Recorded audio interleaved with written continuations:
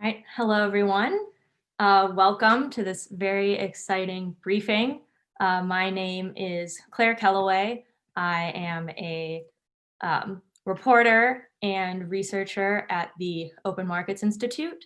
For those who may not be familiar, Open Markets is a DC-based nonprofit that uses policy research and journalism to expose the dangers of monopolization in order to establish fair markets that support a more just and inclusive democracy. And we're really excited to join the Family Farm Action Alliance in launching and presenting their latest report called The Food System, Concentration, and Its Impacts. So a quick overview of this briefing today. Dr. Mary Hendrickson, the lead author of this report, will provide a quick summary of her findings, and then she'll discuss the report with co-author Emily Miller, who is the research manager of Family Farm Action Alliance. Senator Cory Booker will also be giving remarks. The senator is finishing up some committee work as we speak, but he will join us as soon as he can. And then finally, we want to leave plenty of time for a Q&A with Mary, and also her co-author, Dr. Philip Howard, will be joining, as well as the president of Family Farm Action, Joe Maxwell. So with that, I'll pass things over to Angela Huffman, the Vice President of Programs and Development at Family Farm Action, for a quick introduction of their work. Thanks, Claire. Family Farm Action Alliance is a national research, policy development, market innovator, and advocacy organization. We're working to build a sustainable, inclusive economy in which everyone has the right to share in the prosperity that they help build in America, while respecting our land, natural resources, and our neighbors around the world. We're really excited about the release of this research paper that we have commissioned from some of the world's leading experts in food and agriculture consolidation, and want to thank Dr. Mary Hendrickson and her team for such outstanding work. We're also very thankful to the Open Markets Institute for the chance to present this report in partnership with them. They're really a thought leader in the area of antitrust.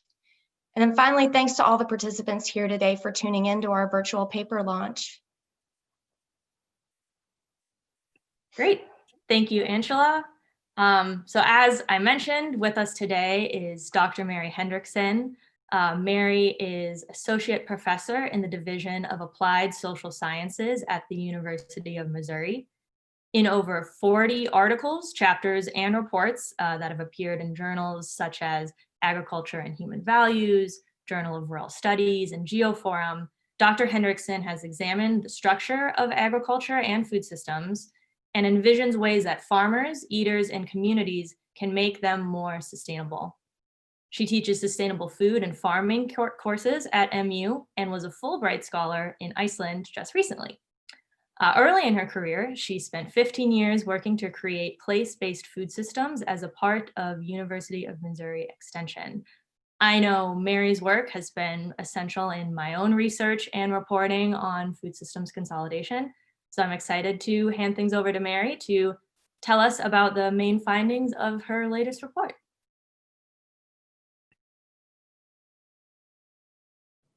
Unmute. Let me share my screen here, and I'll get started with some of the highlights of our report.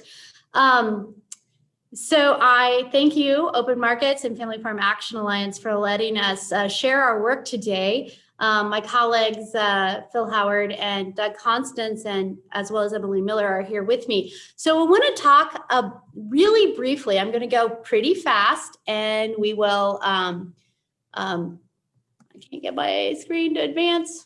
So if somebody could advance that, does that work? Sorry, just a second. Let me stop share and try it again.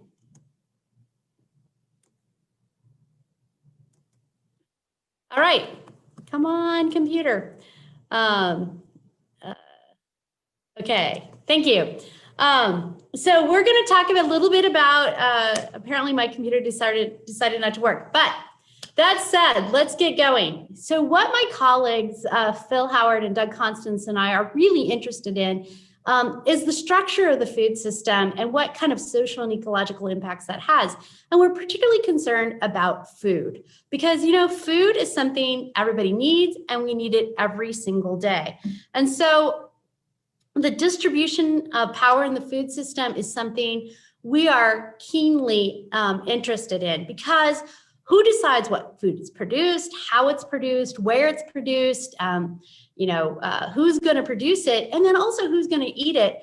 These decisions have been been concentrated in the hands of fewer and fewer people over time as our food system has consolidated. And we're worried about these power relationships in the food system, and we feel like we have to address these issues if we're going to feed humanity in the future. So the next slide, please. We're going to talk a little bit about agri-food structure today and some of the things that we did in the report. So let me just start with the markets that farmers are facing for their inputs. So farmers have to have seeds, they have to have chemicals. Well, we do in a modern industrial system, and farmers around the globe are facing the same few suppliers of these agricultural inputs. So in seeds, over 50%, about 50% of the commercial seeds available around the globe are controlled by 4 firms. We use this concentration ratio, which suggests the market share of the top 4 firms. You can see that in agrochemicals, it's 65%, and you can also see it's the same firms because we've seen a convergence of seed and chemical firms as we've seen more and more herbicide tolerant and insect resistant crops. But the same thing can be said about farm equipment, animal pharmaceuticals, fertilizer. But then when farmers go to sell their products, they also face consolidated markets. So we're looking at soybean processing, over 80% controlled by the top 4, beef, pork, and chicken processing, all over 50%.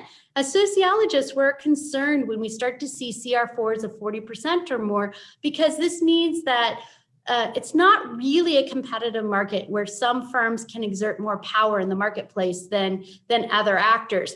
But you can also see that it's the same firms, JBS, it's Tyson, it's WH Group. Firms like JBS and Marfrig, these are Brazilian firms that dominate the US market in beef and are active in pork as well. And these firms, JBS is the largest meat packer in the world, but WH Group is headquartered in China and owned by Chinese. So what you're starting to see is that this is a global system that is concentrating globally. Now, this concentration has real impacts for farmers, right? So what we've seen in the last few decades, the last 3 decades, we've seen the number of farms decrease, and we've seen the scale of those farms increase. So in hogs, for instance, when I was growing up and producing hogs in the 1980s in Nebraska, our farm was over the midpoint. And the midpoint refers to half the farms produce more than that and half the farms less. Now we're laughably small. Now it's 50,000 pigs every year. Back in 1987, it would have been 2,500 pigs. The same in milk cows. It was a herd of 80 cows in 1987, and now it's 1,300 cows. So you can see that the number of farms, we've gone from 250,000 hog farms in the United States down to roughly 50,000. So it has real impacts on what the farm looks like. And you can see it's the same thing in crops as well. So at the bottom of the screen, you can see corn acreage, farm acreage has doubled for farms. The farmers farm about twice as much acreage as they did just a few decades ago.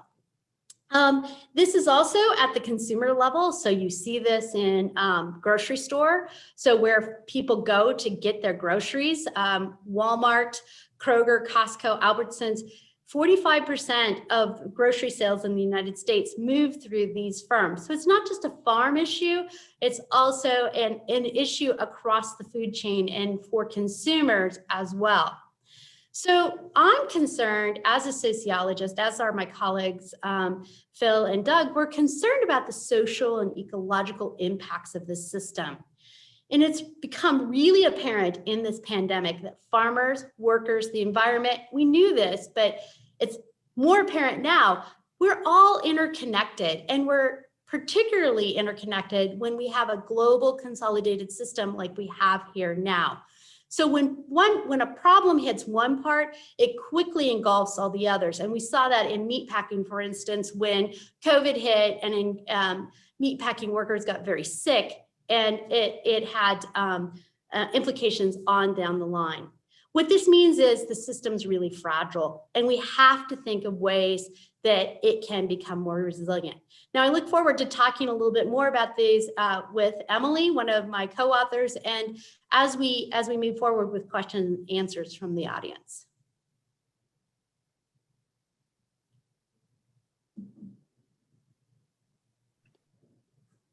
So I'll turn it back to you, Emily.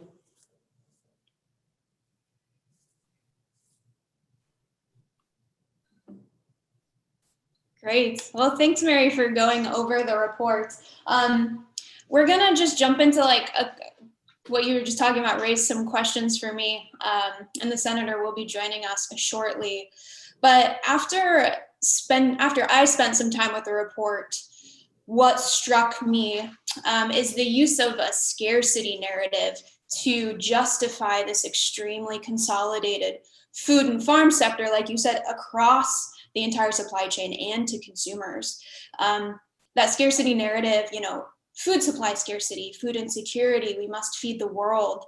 And in that prioritizes those efficiencies over what you talk about, resiliency and redundancy in the report.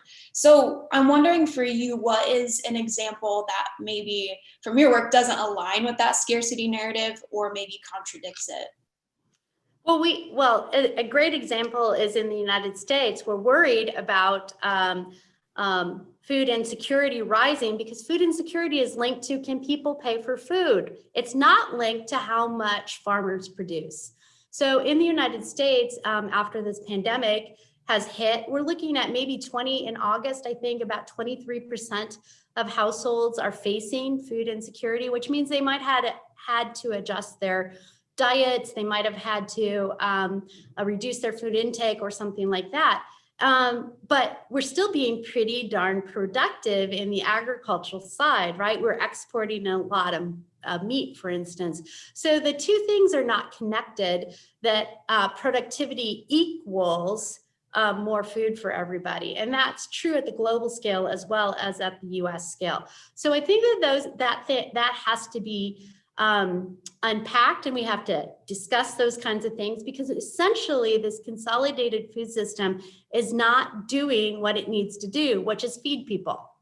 And that's really the ultimate goal of any food system. And if we're not feeding people, we have to ask some questions why. Absolutely.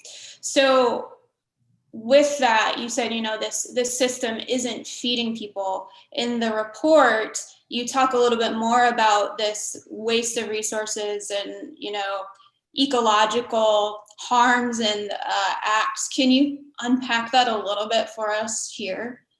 So as we dug into this consolidation, we put the structure up, right? And this is the CR4, and we're well known here in Missouri for putting those kinds of things up and looking at the structure. But we decided we really wanted to hone in on a couple of exemplars where farmers, nature, workers were all connected. So let's take meat packing, for instance. So when we shut down meat packing plants, in particular, let's take the pork processing plant in South Dakota, which was about 4 or 5% of the capacity, pork processing capacity of the entire United States. When that shut down because workers were sick, and workers were working in cramped conditions, it's loud, it's noisy, there can be airborne, we're not exactly sure all the ways it spread in meat plants, but it spread quickly in meat packing plants. So workers just were out because they were sick, and then you're not processing any pork. So what are farmers going to do with those hogs? They've got those hogs ready to go. They've got 200 hogs sitting there. They got 400. They got 1,000 hogs sitting there ready to go to that pork shackle space, and they can't move them. So you're going to feed them? Well, how long are you going to feed them? And so we think on the conservative side, possibly 300,000 hogs or more were euthanized. If 300,000 hogs were euthanized, that means about 29,000 tons of pork did not make it to people, did not make it into people's mouths. But what I think is astounding for me is those pigs, they were just fed and then they were destroyed. And it's really, I think, the waste of resources, the waste of corn and how we produce corn and soybeans to feed those pigs, what that means for soil, what that means for water quality. And then we just didn't use it. This, I think, shows the fragility of our food chain and where we're going to have to pay attention if we're going to make it more resilient. Absolutely. Yeah. Thanks for walking through, all of that waste of externalities that aren't captured in the way larger ag or corporate ag perhaps wants us to think about it. So thanks for uplifting that. And I'm proud that Family Farm Action Alliance just put out a blog called The Feed Meat Complex that is based off the report and really kind of gets to what you're talking to. Not only was it the pork that was wasted, but it's all of the other resources, the fertilizers, the seed, the fossil fuels, all of that. And the soil, soil is, we're wasting soil. And, I don't think a lot of people understand it takes 1,000 years to create some soil. I mean, it's not something that we just replace. And we have to be I think we have to be more measured in how we think about how we're using these resources that we're so dependent upon, that we are, as human beings, we're embedded in these ecologies, and we really have to pay attention to that. Absolutely. So shifting a little bit, you mentioned, as humans, we're super embedded into places and ecologies, but as a rural sociologist, you also study groups of people and how society is organized.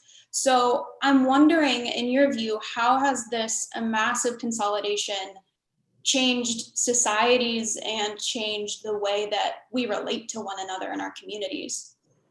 So, as a rural sociologist, this is what brings me in to looking at food and agriculture. And I think one of the most poignant things I've ever heard in all my work is a farmer in Northeast Missouri told me, he says, yeah, when I was a young guy, I was looking at all that land and I was thinking, oh, I'm going to get that land over there when that farmer retires, and I'm going to get it and I'm going to pull it into my my operation. And then he says, I did that and I got bigger and I grew my operation up to 5,000 acres. And I started looking around and I'm like, I don't have any neighbors anymore. And so all of a sudden you don't have neighbors, you have the collapse of these social relationships.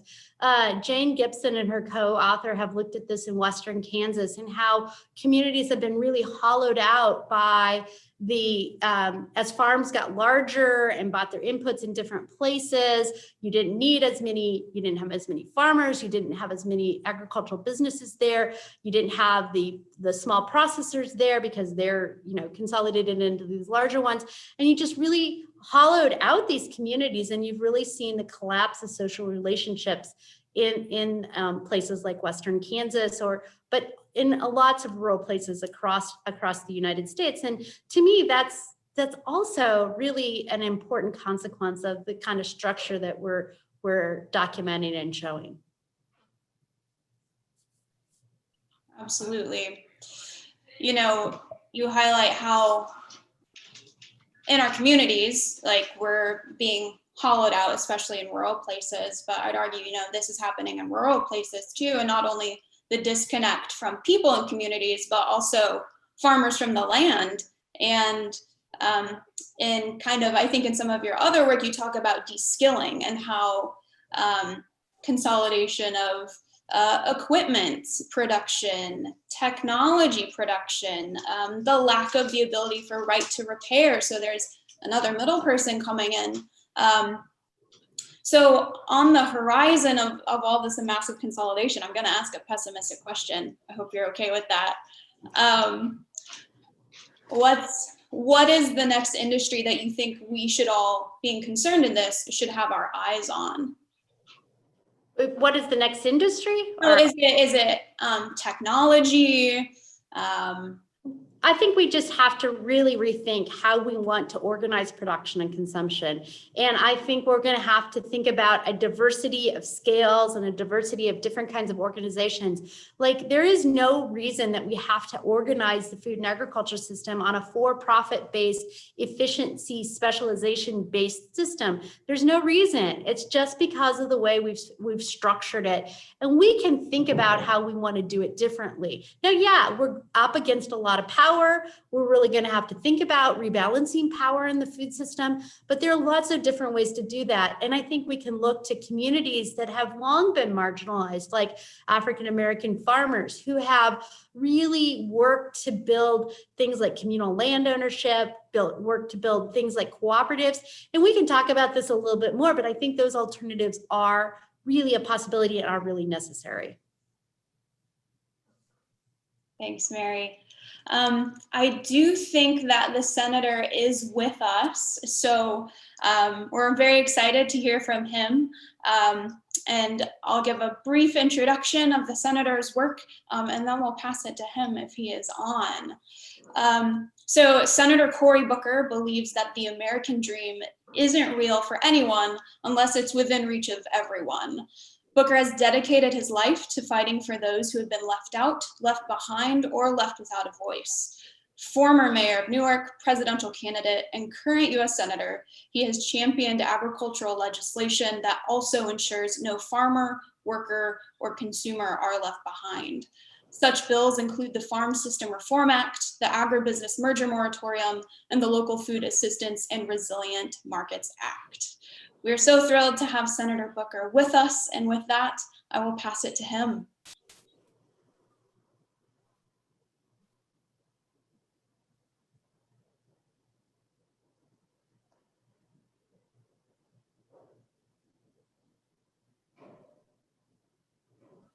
If the senator is on.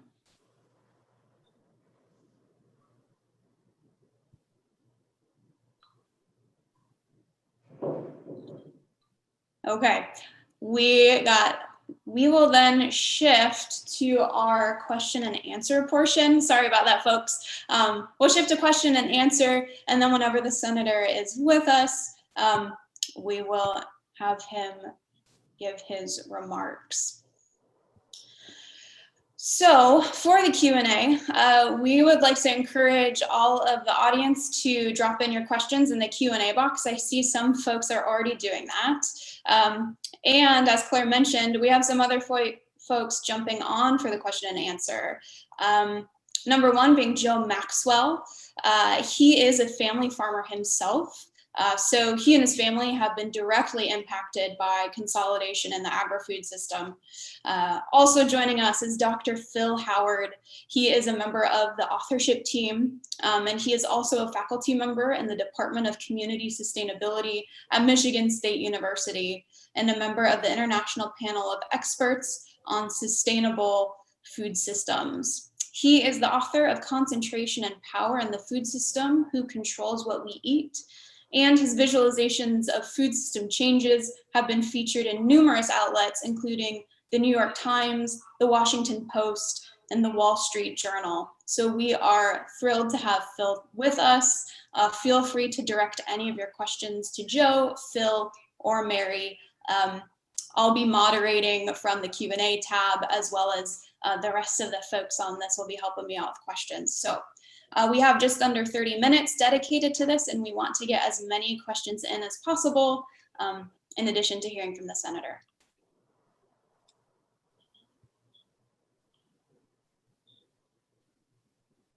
So I'm just quickly looking through the Q&A box. Okay, actually we're gonna shift back. Booker is on now, so thanks for hanging in there. Keep dropping your questions in the chat box. So just to revisit the senator's introduction, again, thanks so much for being on He's the former mayor of Newark, presidential candidate, and current US Senator, and he has championed ag legislation such as the Farm System Reform Act, Agribusiness Merger Moratorium, and Local Food Assistance and Resilient Markets Act. With that, Senator, please take it away. We're thrilled to have you on. You guys are thrilled to have me. I am thrilled to be on, and I just want to thank the Family Farm Action Alliance and Open Markets Institute. You all have inspired me, and your leadership, particularly as it relates to highlighting the utter failures of our current consolidated food system, the monopolistic realities in which we live that are such an affront to our heritage. You all are fighting to create a food system in America that is rooted in fairness and opportunity and should be really a symbol of American abundance for all. And so I want to say thank you. And I definitely want to give a special thank you to Dr. Mary Hendrickson for her work and for what is really a very vital and groundbreaking report. Dr. Hendrickson, your body of work has shown really clearly just how important it is to create a food system that works for our nation's farmers, ranchers, for our rural communities, not just those select people at the very top of very large corporations. Conversations about our nation's food policy, I believe, are utterly urgent. We need to have those conversations about what we invest in, what we as a country subsidize, what kind of oversight we have over an industry. These things are vitally important now, as they've always been. And unfortunately, with a host of issues rising in America, from the disappearance of the independent family farmer, all the way to our ecology and environment, these conversations are utterly vital. Our food system as a whole is fundamentally broken. And what is painful is it really fails to reflect what are our nation's collective values and virtues. Our food system is especially broken, though, for independent family farmers and ranchers. Over the last 60 years, we have lost more than 1 million independent family farmers. Farm debt is at an all-time high. The farmer's share of the consumer dollar, what people in my neighborhood in New Jersey spend, is on a serious decline. And we are hearing just heartbreaking story after heartbreaking story of farmer suicides as they, on a whole, are on the rise. Our food system is broken for rural communities who are witnessing the fraying of the economic, ecological, and social fabrics that once bound these communities together and gave them such strength for all. Look, when the pandemic hit, we immediately just saw just how fragile our current system is. This pandemic has revealed the fraying, broken, and torn realities of our national fabric. Processing plants closed, workers got sick and died, and farmers were all forced to kill healthy animals and plow over crops in the fields while millions of Americans were in need of food, while we saw often miles-long food lines in the wealthiest nation in the world. This system is broken, and the question has to be, not just can we curse the darkness, but what is the light? How do we do something about it? Where do we go from here? I believe the main reason that's driving this broken system is corporate consolidation. The industry is more consolidated today than it was 100 years ago when the Packers and Stockyard Act was first passed to limit the size and power of big meatpacking companies. And all of this consolidation has led to independent family farmers being squeezed from all sides, starting from their seed suppliers all the way through to the retail shelf. They are being squeezed, and the human pain and wretched results are obvious. Farmers and ranchers are being forced to sell into an ever more concentrated marketplace that unfairly reduce prices, the prices that they receive for their crops and livestock, and unfairly increases the cost of their inputs.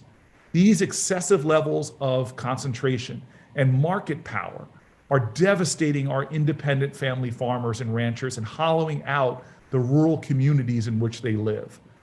And large, multinational corporations, because of their size and money, have undue influence over the marketplaces, and undue influence over public policies. I'm sitting here in Washington and seeing how large corporate money interests are dominating, especially after Citizens United, are dominating public policy. And they've created this massive system that really benefits just themselves and hurts so many other of the important constituent players. After I was elected to the Senate, I traveled across New Jersey and also across the nation, often with Joe Maxwell as my guide, and have some of my favorite trips I've taken as a senator really were with Joe. I saw firsthand how broken our food system is. I sat on bales of hay with farmers and ranchers in Missouri and Nebraska and Kansas and Illinois and Iowa. I sat with Republicans and Democrats. I heard story after story from cattlemen who told me that they used to have dozens of different buyers for their animals, but now they have only a few or just one buyer. What this meant is that no marketplace currently exists to set a fair price for our farmers and ranchers to be paid. It is a system very different than their parents and grandparents. I've also met with contract growers who have told me how they feel trapped in a current system because of all the debt they've had to incur. They told me how they fear retaliation if they speak out about the truth that they're experiencing about the predatory practices of those big corporate integrators. And so in the face of all this, I became an activist, because I think that this is, of all the issues in our country, one of the most urgent. And unfortunately, unlike a lot of other issues, most Americans just don't even know about it. So my team and I got to work. We listened to farmers and ranchers, and working with allies like Family Farm Action Alliance to imagine a better food system that helps us produce the nutritious food that pays farmers a fair price for being stewards of the lands and treats workers fairly. Last year, along with the only farmer in the Senate, Senator Tester, I introduced the Agribusiness Merger Moratorium Act to halt the hyper-consolidation in our food system and focus Congress on reining in the power that large multinational corporations have in our food system. I also introduced the Farm Systems Reform Act, a bill that would strengthen the Packers and Stockyards Act, providing more bargaining power for family farmers and ranchers. Along with Senator Lee from Utah, I've also introduced legislation to reform the federal checkoff programs. As many of you know, farmers and ranchers are required to pay into checkoff programs, but too often see their dollars used in ways that benefit only the largest producers. Our legislation would bring more transparency to these programs and would prohibit conflicts of interests and anti-competitive prices. And just today, along with Senators Warren and Gillibrand, I introduced the Justice for Black Farmers Act, which would enact reforms within the USDA to finally end discrimination within that agency, would protect the remaining Black farmers from losing their land, and would provide land grants to create a new generation of Black farmers and begin to restore the land base that has been lost by Black farmers due to outrageous discrimination over past decades. Due in large part to the great work being done by Dr. Hendrickson and Family Farm Action, the evidence is mounting that our current system does not work for family farmers and ranchers. It does not work for farm workers, and it does not work for our great rural communities.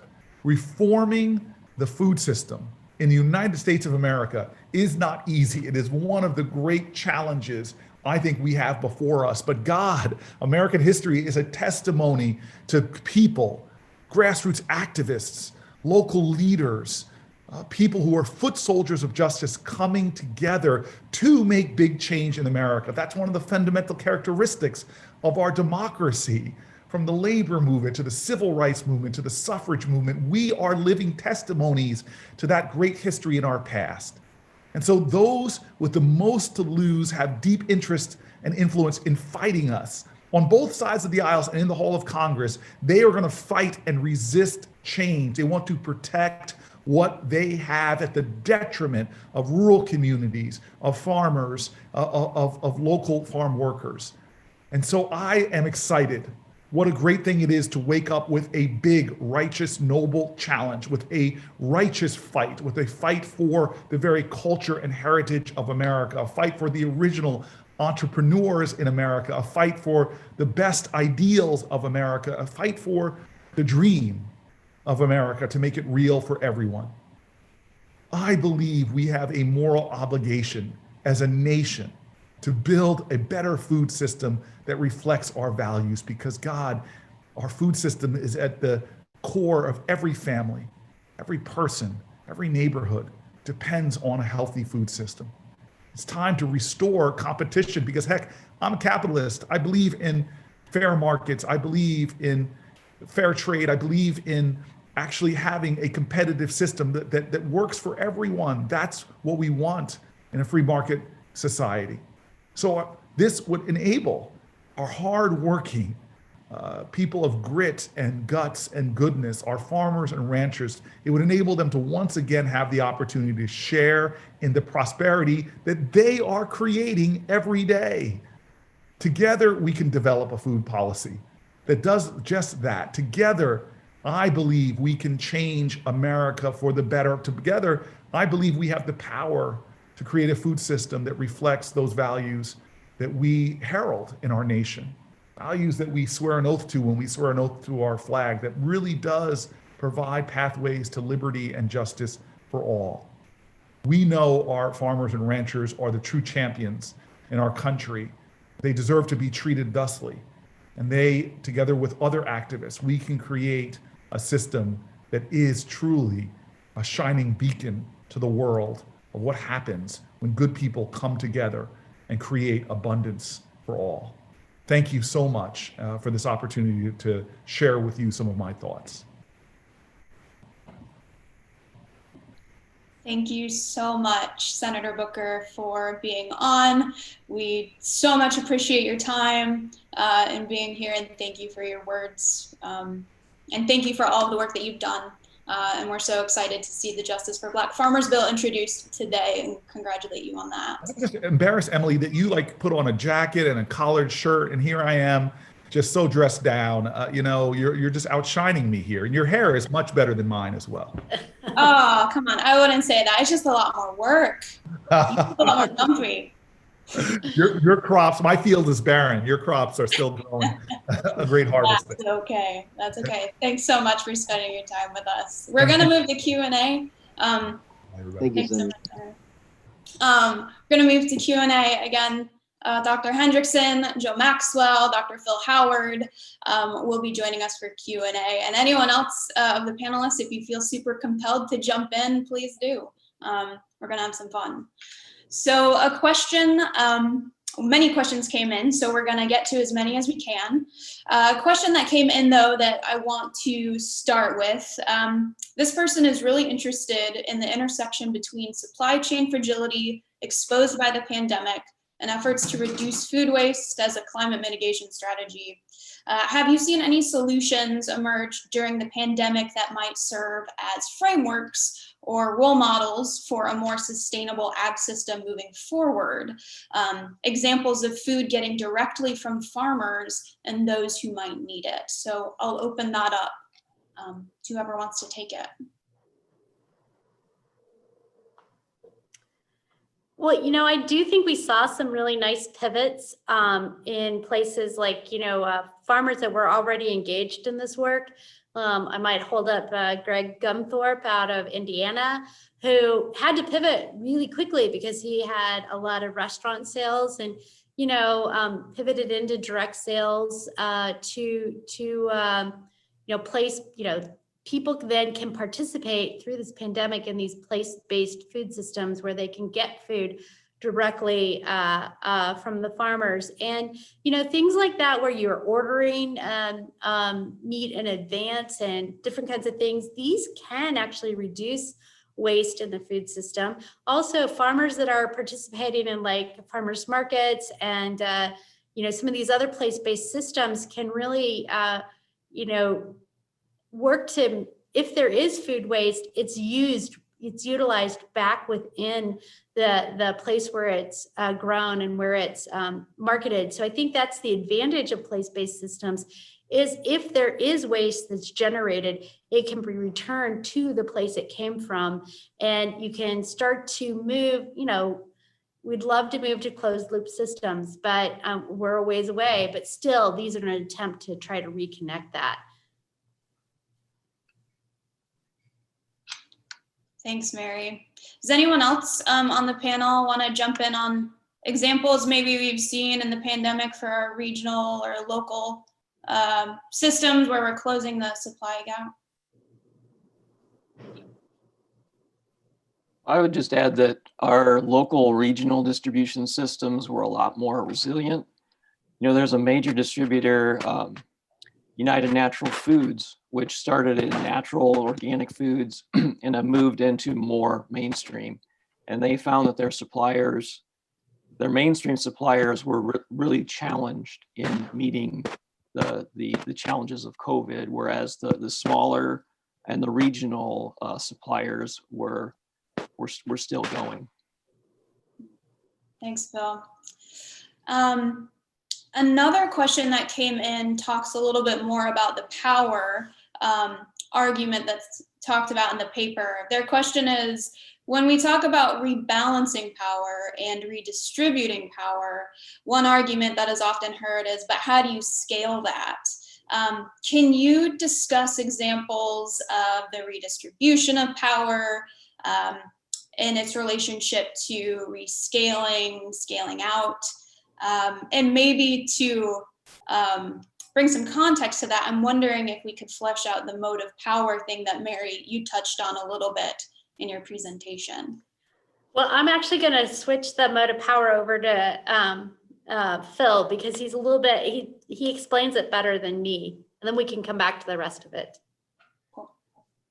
Yeah, this is a framework we use building on Jonathan Nitzen and Shimson Bickler.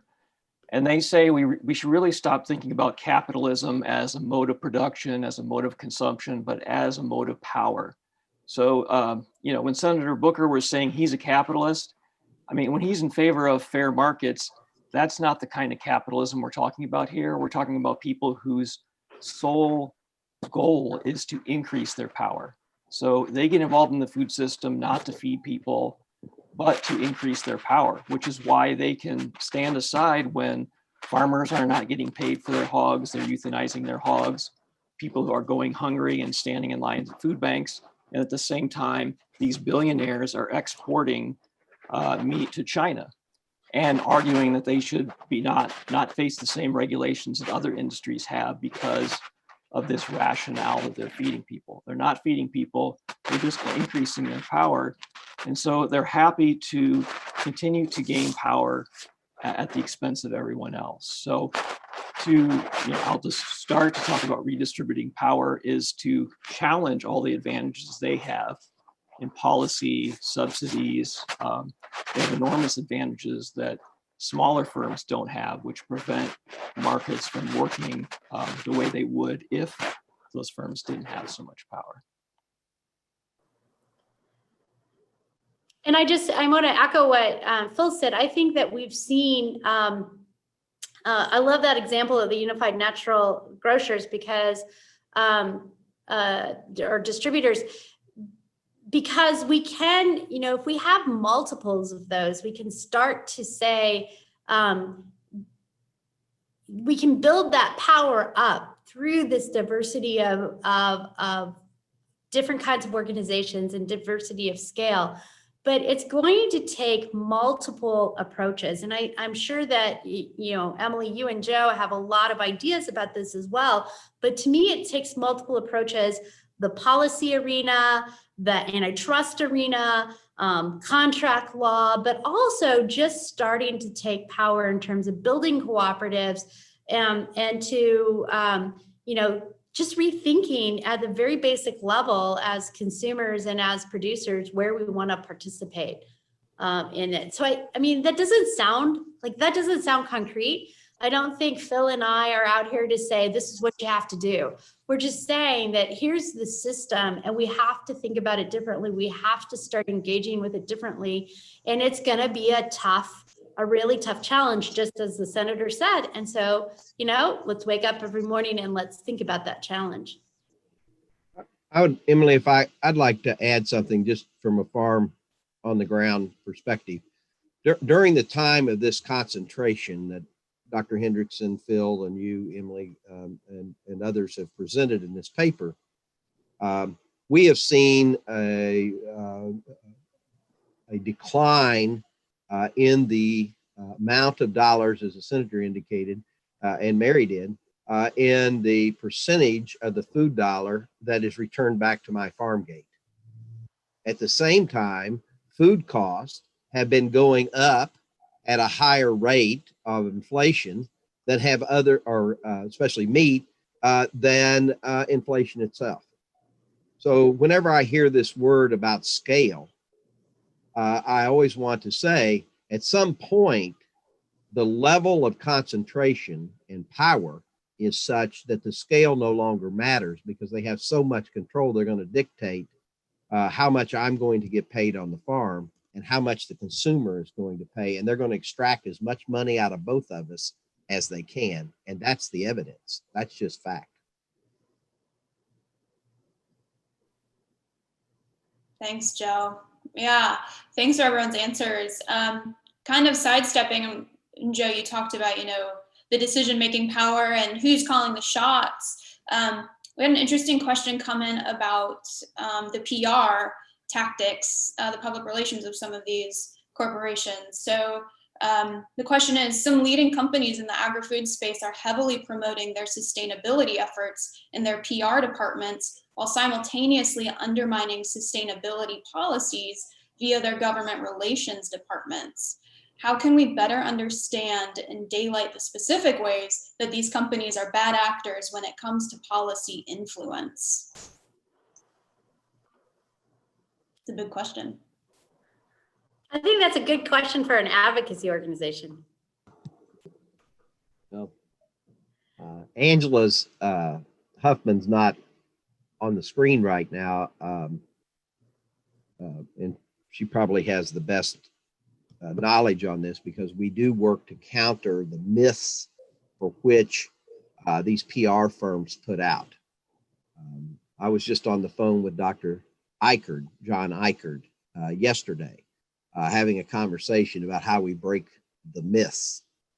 First of all, they have millions of dollars for PR, some of which, as was referenced by the senator, are actually my dollars. Every time I sell a commodity, I pay into a checkoff program.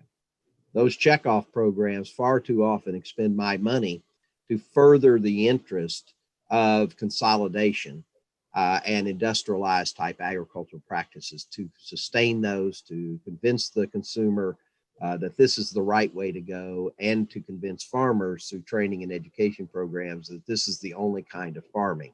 I'm no longer a pig farmer, I become a pork producer. They take the animal out of the equation.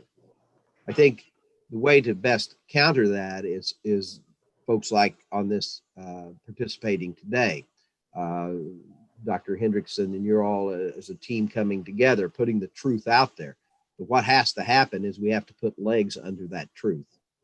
We have to become part of the messengers to push back against those myths. We don't feed the world in the United States. We don't even feed ourselves. 70 to 80% of the food that we eat, now I have a garden and other things, but average American comes from somewhere else. Talk to the, in South Missouri, we used to have 5 tomato canneries. Today, most tomatoes come from somewhere else, and the poor tomato farmers in Florida are still struggling to hang on due to bad trade policies. So I think that we have a responsibility to push back against the myths. And clearly scale is one of those. There's plenty of research out there Dr. Hendrickson and others have referenced or been part of building that shows a vertically integrated system like a JBS or any of these companies have doesn't bring more efficiency. It just increases the power or control that company has over it. So the whole business model is about power, not efficiencies. But we have to get that message out and counter the millions of dollars and our own checkoff money that is out there trying to convince the consumer and the policymakers differently.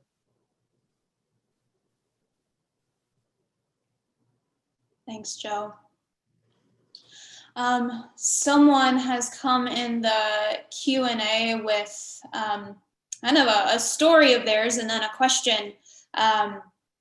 So their family in Minnesota is surrounded by 11 swine factory farms in a 3-mile radius, and they have faced considerable harassment and intimidation for speaking out against the industry, including bullet holes and the stop sign just a few hours from their brother's house. Pure Roundup sprayed on cornfield, causing thousands of dollars in damage. They are, and among other things, they're curious of other similar egregious actions that have come about because of constrained choice in, either how animals are raised and CAFOs or certain pesticides that have to be used. I'm wondering, Mary or Phil or Joe, have you heard of other stories or perhaps in the report some highlights of this sort of community tension? So I think I would just highlight, we chose to highlight Dicamba as another case of looking at how the power relationships and impact communities and farmers. And so, Dicamba, there was actually a murder that happened in Arkansas over the use of Dicamba, and how that was introduced, how Dicamba resistant soybeans were initially introduced, or Dicamba tolerant soybeans were initially introduced into Missouri and Arkansas. And we also see like Ag News Service, like DTN, has done some really interesting investigative reporting about how, people that aren't intended, the consequences aren't intended towards them, but they end up bearing them. So, homeowners who might have pesticide drift on their ornamental plantings, or rural resorts that have, trying to do a farm to table rural resort and end up losing gardens and perennial shrubs and so on. So, these are communities bear a lot of the brunt of this, of the way power is exercised in terms of the policy arena and the market arena. I would say that Phil and I are both rural sociologists, and we have a colleague, Loka Ashwood, now at the University of Kentucky, who has written about this and has really said we have to re-examine our concept of property rights. And right now, we put the profit part of property rights, the economic part of property rights at the forefront. But actually, property rights, there's the right to enjoy your property. There's the right to have sustenance from your property. There are other property rights that are embodied in that land. And why aren't we talking about them? Why are we always putting the economic property right at the top? And I think as we think about the ecological consequences of the system we've put together, we're going to have to rethink and reprioritize how we think of things like property rights and contract law. And I think those are other places that we could possibly look for some changes and some transformations in that arena. But that's the way I would answer that. And I really feel badly for the family that is undergoing this. Absolutely. I think we have time for maybe one more question before we shift to maybe some closing words and remarks from the panelists. And thank you again, everyone, for all your questions. This is an interesting question. Can we really address climate challenges and climate change without addressing corporate concentration? That's the question.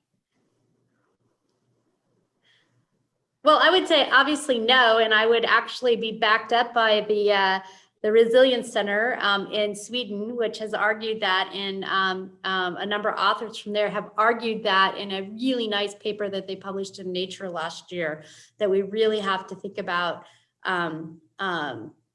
corporate governance and corporate how corporations are governed globally if we're going to address climate issues. And I don't know if Phil has another perspective on that. No, it was kind of a softball to lead in for the folks who are on this call. Thanks for answering. I see in the Q&A there's a lot of questions about the Justice for Black Farmers Act and that bill text. Wondering if it's out. It will be out today. I believe Family Farm Action Alliance is posting a short statement. Also some questions about a copy of the report. You will be receiving that as well as this recording. Unfortunately, we don't have time for any more questions, but we have a couple minutes left. So Mary, Phil, Joe, do you have a 30-second thing you would like to say, or something you hope people take away from this webinar and their reading of the report? Yeah, I'll just say that Mary and Doug and I have been working on these issues for over 20 years, maybe longer for Mary and Doug, but it's really exciting to see how things have been changing recently. And a lot of it is due to work of organizations like Open Markets Institute and Family Farm Action Alliance, excuse me. So there's just so much more awareness of what's going on now. And part of it is because these firms have gotten so much larger and more powerful, but it's exciting to see a lot more opportunities for action right now.